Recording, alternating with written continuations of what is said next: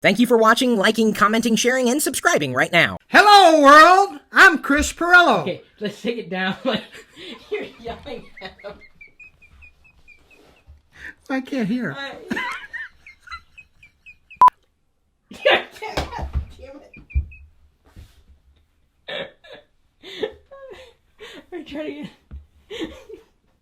Dad, you're ruining it. Hello, world. I'm Chris Pirillo. This is your Loconom Daily Report.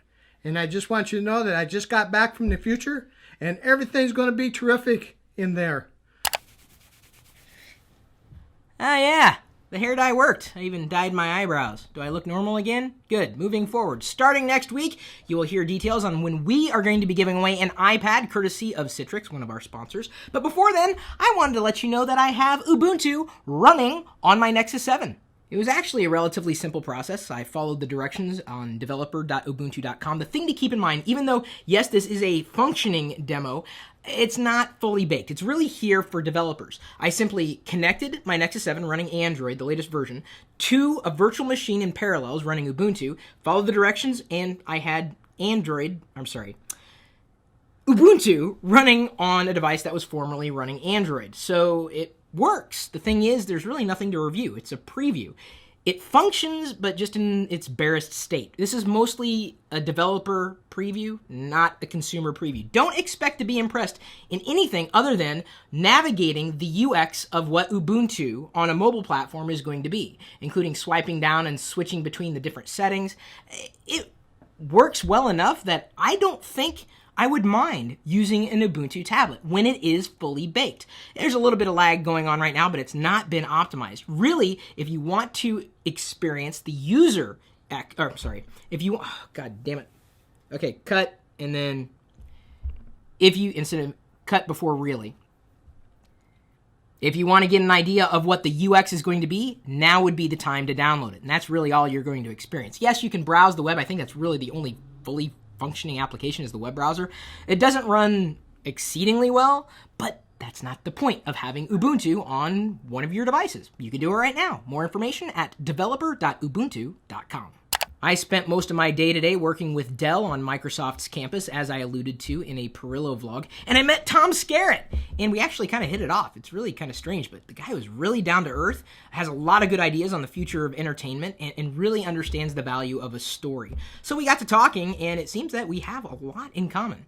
Although I would have said we had the mustache in common, not so much anymore.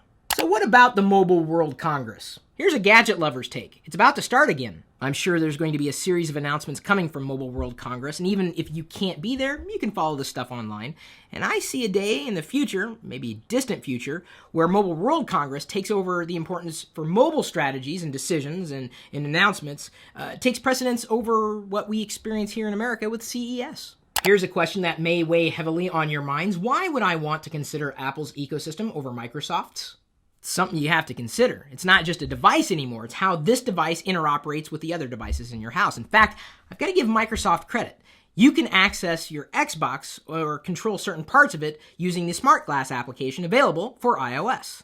So why might you choose Apple over, say, Microsoft? Well, you don't always have to live in one world or the other. But the genuine benefit of living in Apple's ecosystem over Microsoft's at this point is that some more of Microsoft's ecosystem allows you to play inside of Apple's ecosystem without leaving it.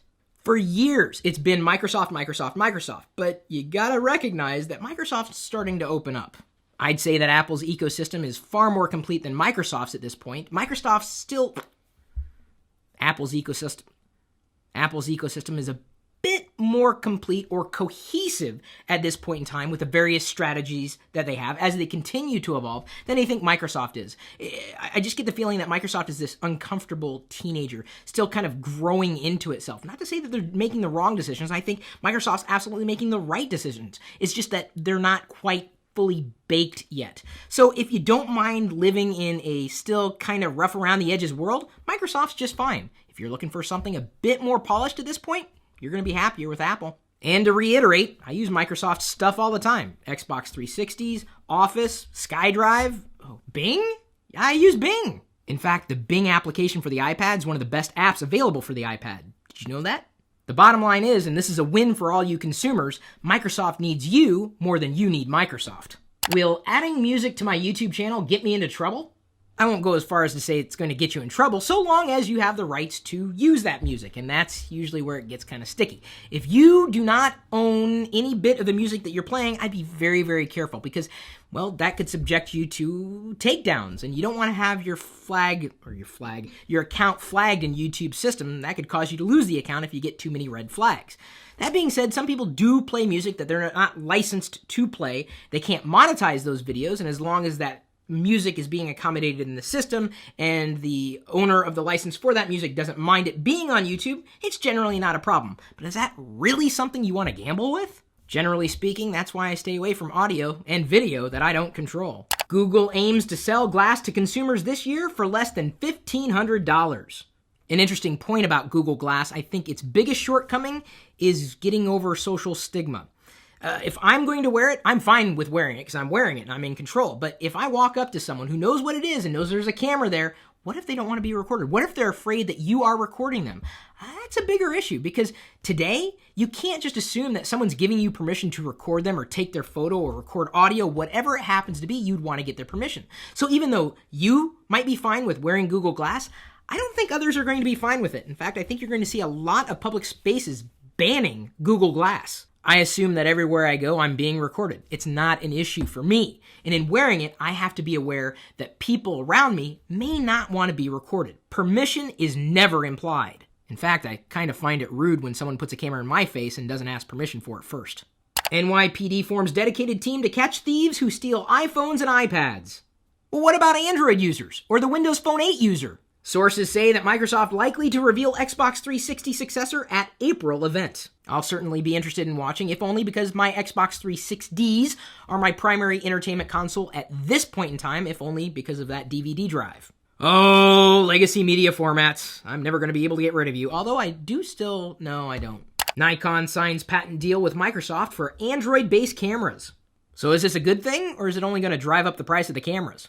Facebook for iOS updated with easier sharing and commenting, free calling within the application.